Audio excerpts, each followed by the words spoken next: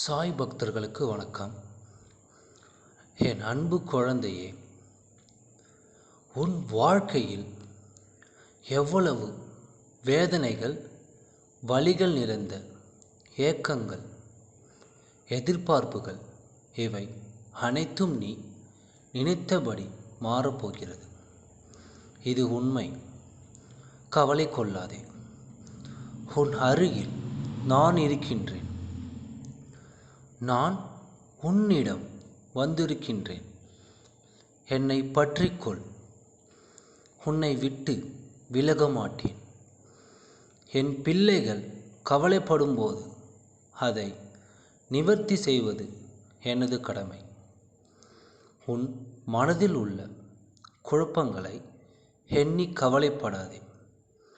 எல்லாம் சரியாகும். இனி உன் வாழ்க்கை சந்தோஷமாகும். என் மீது நம்பிக்கையுடன் இருப்பவர்களை நான் என்றும் கைவிட மாட்டேன். உன் வாழ்க்கையில் இனி நல்ல மாறுதல்கள் ஏற்படும். அங்கு துன்பம் இருக்காது, இன்பம் மட்டுமே இருக்கும்.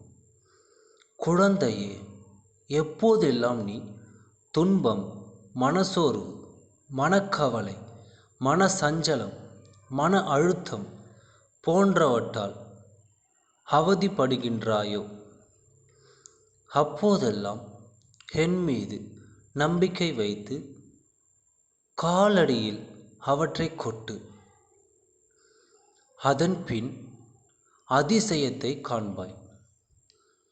நீ கேட்ட மாற்றம் கிடைக்கும். உனக்கான நேரம் துவங்கிவிட்டது. இனி உன் வாழ்வில் சந்தோஷம்தான்.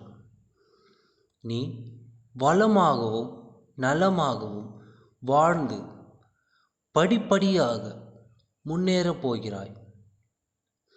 என் மசூதியில் அடைக்கலம் புகுவோர் இந்த பிறவியிலும் காலத்தின் முடிவு வரையிலும் எதை குறித்தும் கஷ்டப்பட்டார்கள்.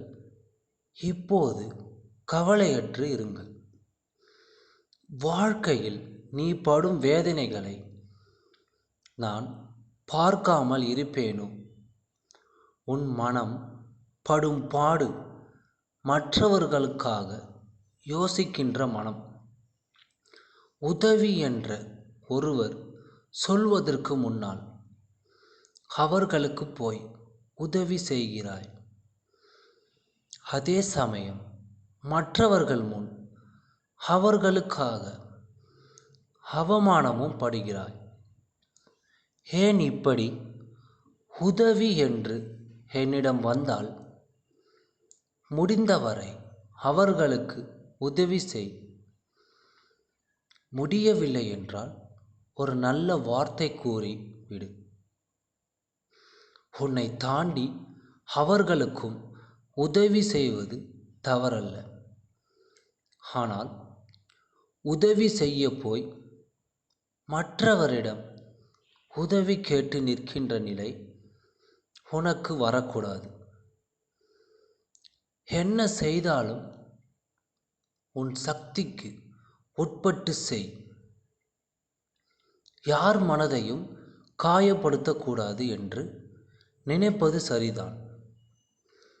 ஆனால் முதலில் ஒன்றை புரிந்து கொள். உன் மனதை காயப்படுத்தாமல் அது திடமான மனநிலையில் பார்த்து கொண்டு, ஆனால் அவர்கள் உன்னை காயப்படுத்தினால் அதை சாதாரணமாக இருக்கும் மனநிலைக்கு வந்துவிட்டால் அவர்கள் பேசும் எதுவும் உன் மனதை அழுத்தாமல் இருக்கும்.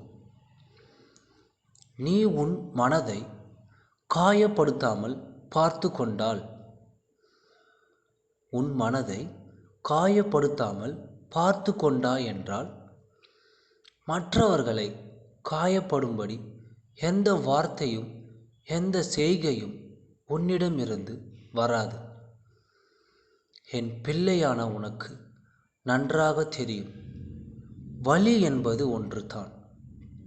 அது உனக்கு ஆனாலும் சரி, மற்றவர்களுக்கு ஆனாலும் சரி, வேறு எதையும் போட்டு குழப்பிக் கொள்ளாதே. நீ நன்றாக இருப்பாய்.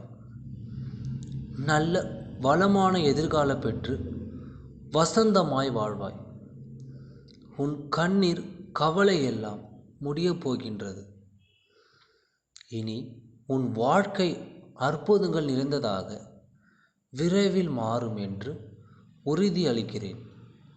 ஓம் சாய்ராம். நன்றி, வணக்கம்.